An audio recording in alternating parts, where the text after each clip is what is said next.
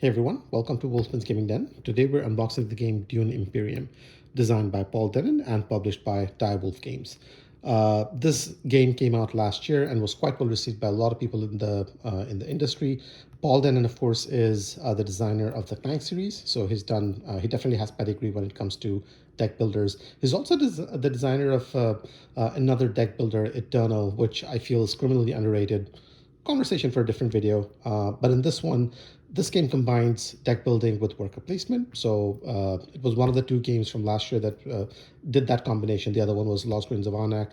That one I've played and I've enjoyed. This one I've not had a chance to try out just yet, but hopefully I will soon enough. Now the version that I have here comes in with this card attached to it, and I think this might be some sort of a promo that comes with the game, or maybe this is a corrected version of a card in the box itself. But just know that this is this game externally, and it's, yeah, so not really, I can't really say much more than that, but it is there. So we'll come back to this perhaps a little bit later, but let's crack into this and see what's happening.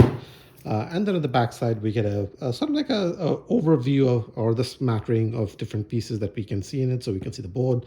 I assume there's definitely going to be sort of like quite a few cards in the game, given it combines deck builders with that. Control the spice, control the universe. For those who are familiar with the Dune IP, those words will make a lot of sense. But if you're one of the folks who are not, I encourage you to sort of like look into it. It definitely is quite a good series to get into. But without further ado, let's crack into it. Before we do, the game is designed for 1 to 4 players, so there's a solo mode that's going to be included in there, and it is expected to be played in roughly 60 to 120 minutes.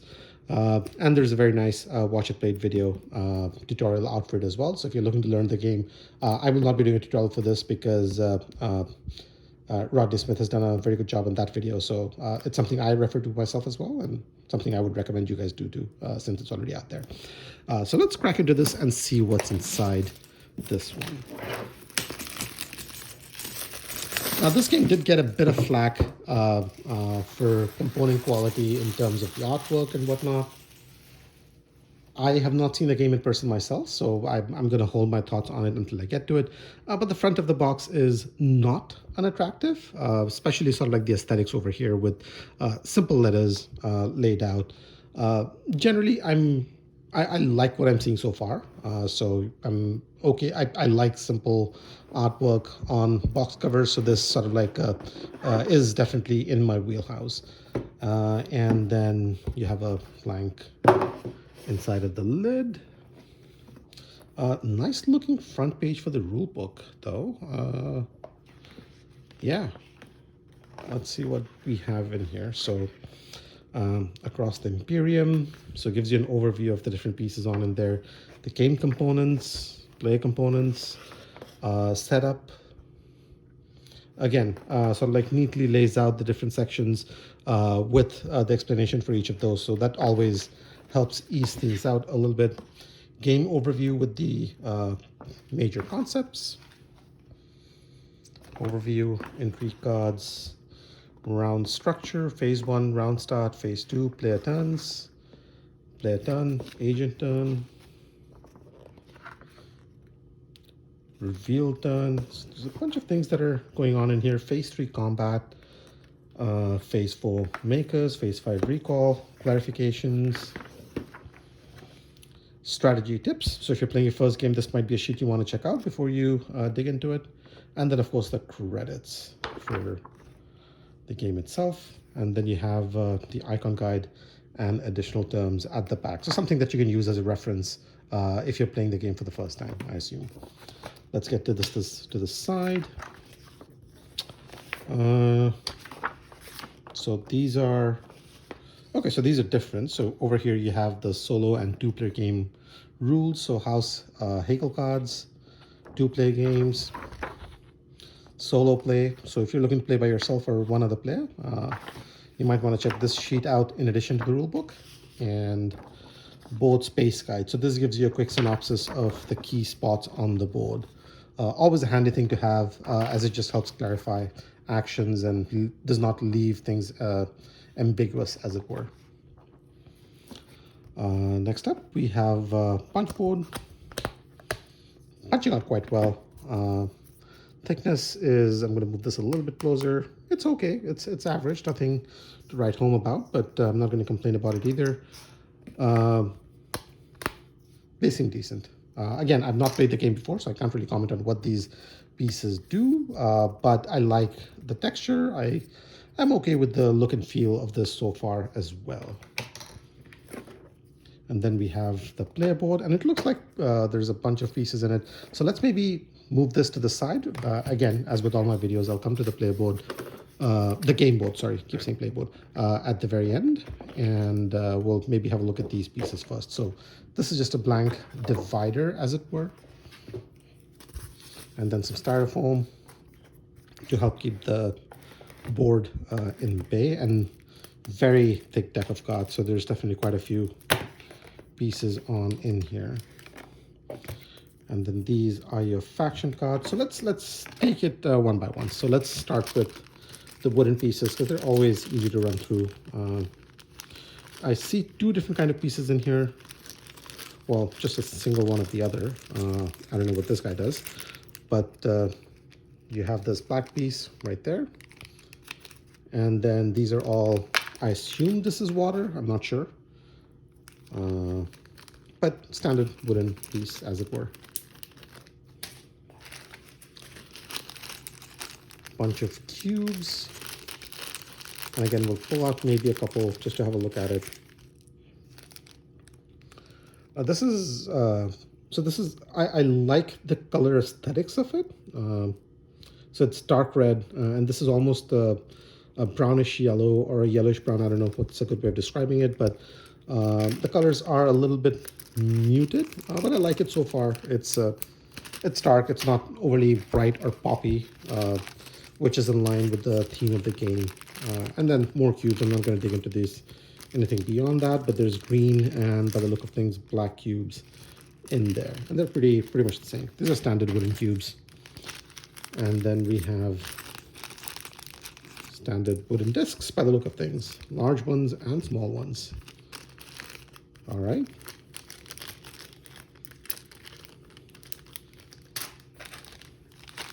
And then more wooden pieces.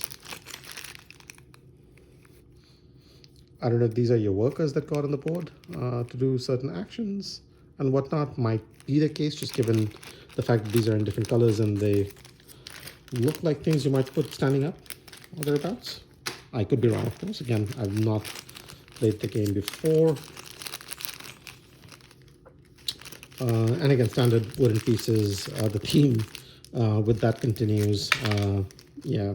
So again, it's nothing to complain about. The quality is more than adequate, but given just the rest of the game, it feels a little out of place, as it were. And then discs, which I assume are in the play colors as well. So those are pretty much the wooden pieces, as it were. Let's come to these cards, and maybe I'll start with the small one first. Hopefully it's easier to crack into. Or we could be here watching me struggle for a bit for long, but thankfully not. So we've all been spared, you and I. All right, so this is the front of the card. This is the back, and I'm holding it upside down for the look of things. So you have conflict cards, and these are numbered in 3s, 2s, and 1s. Intrigue cards. So there's a couple of different kind of cards in here. And then these are the intrigue cards. There is no artbook on it, which is a little disappointing. I feel like, again, because I'm filming this unboxing back to back with the Lost Ruins of Arnak, and the artwork on those cards were very, very good, very attractive. So this just sort of like stands out a little bit compared to that. In terms of, again, nothing wrong with it. Functionally, I assume that this is more than adequate and fine. But aesthetically, it just feels just a little short of what I just saw only a few minutes back myself. And I do have the video for that up and running, so check that out as well if you want to see what that looks like. But generally, so these are the smaller cards, conflict cards and intrigue cards in here. And now the big deck. Let's see what's a good way of cracking into this. All right. Okay. And we have it off. So I'm gonna split this up into two because this is quite a handful. I'm pretty certain I'm gonna drop it as we look at it. Starting with the back of the cards, they look identical, at least for the ones that I have in hand. Looking at the front, I don't know which are starter cards versus which are the sort of like the main cards you're buying to do certain actions. And the artwork on the cards do repeat as well, and some more than others apparently. Now this does feel a little different from these cards. I don't know how functionally different they are, but just by the aesthetics, I would assume that they do different things basically. But the back of them are pretty much identical. So, right, all right. Just quickly commenting on the artwork, I did say that some of them repeat, which is obviously fine. I mean, a lot of the games do that. I do not expect every unboxing to have unique artwork on the cards. But generally speaking, the artwork is okay. I'm okay with it. It's good without it being great. I don't know.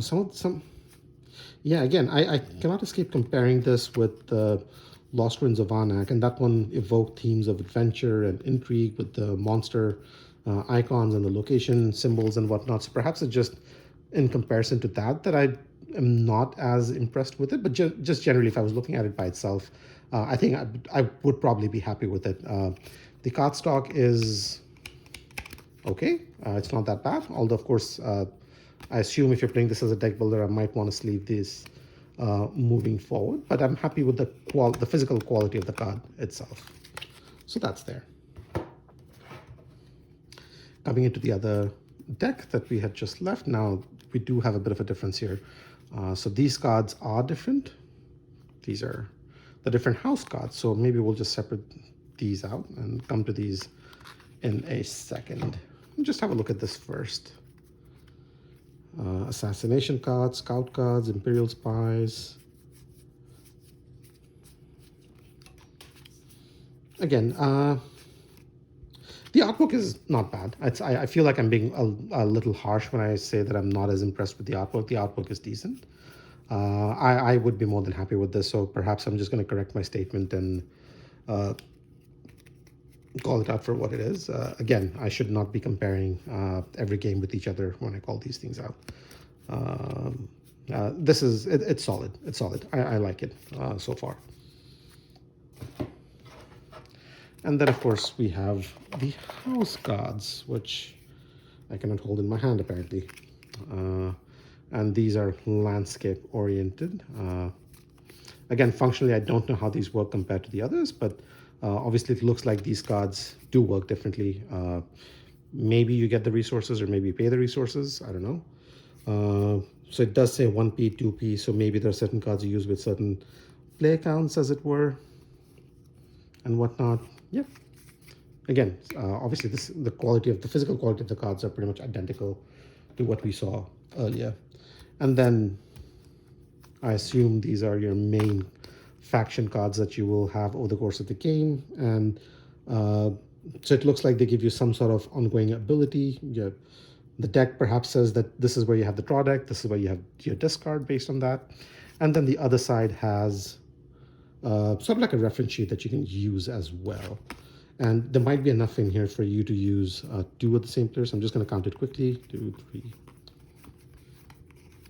Yeah, so I think there's 8 or 9 of these in here. So you can, if you're playing a full play game, you can have one, use it for the faction that you're playing with, and then perhaps take another and use it for the reference side up. So it's a handy solution to that, as it were, assuming you're using one per player. And then again, if you're familiar with the IP, some of these names might be more familiar to you. But the one thing that I'll quickly say that, again, there's a very well-known movie with the Dune IP out as well, and it does not use pictures or stills from those. So in a way, I'm happy with that, because I always like it when games go that extra mile to basically do original artwork for them, as opposed to just using stills from the movies that they're based on or the video game they might be based on. Again, nothing inherently wrong with that, but original artwork is original artwork, so credit where it's due for that. And these are definitely sort of like larger. You get to see a bit more detail and aesthetically definitely nicer, as it were. So that's there. All right, and we're back. So here we have the main game board, and we will unfold this and see what it looks like. So it's single-sided. The backside is dark black, and this is more of a square board as opposed to a rectangular one. So I think we're able to see most of these in here, as it were. I'm trying to make sure I don't drop the box on the other side of the table as I'm pushing it out further and further. But yeah, so this is basically the main game board, as it were. These look like the different spots you're going on to do different kind of actions. And yeah, I mean, I like the color scheme. I'm always a fan of darker, muted colors. So the color scheme is something that I'm more than okay with. Functionally, it looks like these are going to be very clear in terms of you understanding what the different things do. It does not look overwhelming, so that's also good as well. But again, there could be a bit more artwork that makes it more thematically engaging from that point of view. So yeah, mixed feelings on the components that we've seen here so far. The artwork is okay without being spectacular. But the physical component quality for the boards, cards, and the cardboards are pretty decent. The wooden pieces might be a little bland, but they look solid, so they should hold up well to multiple plays.